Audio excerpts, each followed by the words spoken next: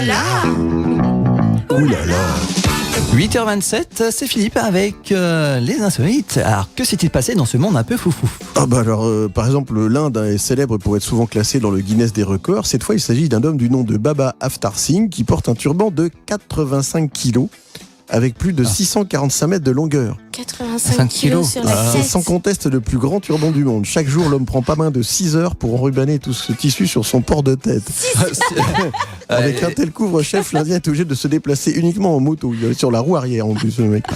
Alors les curieux et les touristes pressent autour de l'homme pour prendre des photos, à ce point que l'Indien ressent parfois de la lassitude devant tant d'intérêt. S'il reconnaît être quelquefois las, il ne fâchera jamais. Je suis une personne très joyeuse, déclare l'homme. Alors en raison d'une violente dispute, ça c'est autre chose, en raison d'une violente dispute, 2 pilotes de la compagnie indienne Jet Airways ont quitté le cockpit pendant quelques minutes. Et pour cause, une violente dispute qui a abouti à une gifle. Résultat, les 2 pilotes ont été suspendus car ils sont suspectés d'avoir abandonné le cockpit. L'appareil avait quitté Londres le jour du Nouvel An en direction de Bombay, la capitale financière indienne. Une enquête a été commandée par la compagnie indienne. Elle porte sur des accusations selon lesquelles l'homme a giflé sa collègue. Plusieurs journaux indiens ont révélé que la pilote était en pleurs au moment de sortir du cockpit après la querelle. Les membres de l'équipage étaient obligés d'intervenir pour la convaincre de retourner à son poste. Après quelques temps, le pilote a également abandonné sa cabine de pilotage. L'appareil qui transportait 324 passagers à son bord se trouvait alors un bref instant sans personne aux commandes. Y a-t-il un pilote dans l'avion? 3. Dans un communiqué, la compagnie indienne a assuré que l'avion a pu atterrir sans encombre. Bah oui, ça on le sait. Un malentendu s'est produit parmi l'équipage du cockpit. Toutefois, il a été réglé à l'amiable rapidement et l'avion est-il indiqué. Et donc l'avion s'est bien posé. La direction générale de l'aviation civile a été informée de l'incident. Dans l'attente des résultats de l'enquête interne, les membres de l'équipage concernés ont été sortis des tableaux de service. Donc voilà, soyez rassurés.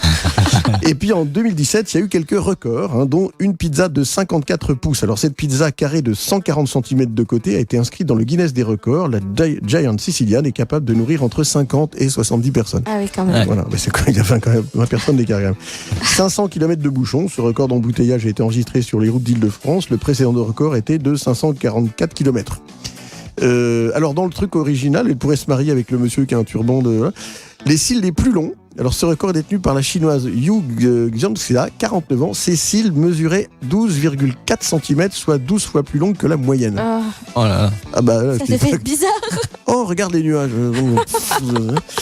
Alors, restons un peu dans la bouffe. Le samosa le plus grand. Alors, ce plus grand samosa créé à Londres pèse 153,1 kg. C'est l'exploit d'une équipe de volontaires musulmans de la mosquée de l'Est de Londres. 111 briques de béton cassées avec sa tête. Kerim Ahmedpatik, un champion de taekwondo de 16 ans, a réussi cet exploit en 35 secondes. Le jeune homme a signé un nouveau record du monde des briques en béton cassées avec la tête. Voilà. Le chien le plus grand, alors c'est pas celui qui a bouffé le visage de son maître, du haut de ses 2,23 m et de ses 89 kg, Freddy, un dog allemand, est le plus grand chien du monde. Son record est homologué par le Guinness World Record. Et puis, 58 passagers sur une moto. Cet exploit est l'œuvre de militaires indiens. Ils étaient 58 à avoir monté sur une moto en marche sur une distance de 1,2 km. Après, ils ont balisé pour retrouver son chemin. Il larguait un mec tous les 10 mètres. Et puis, la famille nombreuse attend son 20e enfant. Avec 19 enfants au compteur, la famille Radford en Angleterre attend son 20e enfant. Voilà. Je dis pas à Noël. Et puis, alors, une petite dernière, j'ai trouvé ça rigolo. Les voitures flasheuses ne sont pas à l'abri des contrôles. La preuve, ce mercredi, dans le 14e arrondissement de Paris, des policiers ont procédé à l'interpellation du conducteur de l'une de ces voitures après un simple contrôle routier.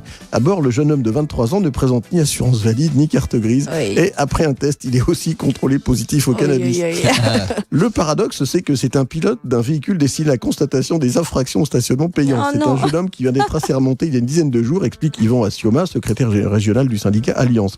Depuis le 1er janvier, des sociétés privées sont chargées du contrôle du stationnement payant. Des voitures flasheuses scannent les plaques des voitures stationnées. Des agents à pied viennent ensuite verbaliser les contrevenants. Okay. Nos collègues ont été ulcérés de voir que cette personne à qui on a confié une mission de service public depuis seulement 10 jours se permet de commettre d'une part un délit routier et surtout d'être outrageant envers les agents, poursuit le syndicaliste. Au cours de l'interpellation, le conducteur se montre en effet insultant, tenant des propos sexistes outrageants à l'encontre d'une policière.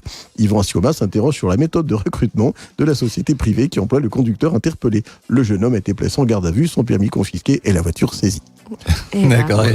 C'est tout pour aujourd'hui. Merci Philippe.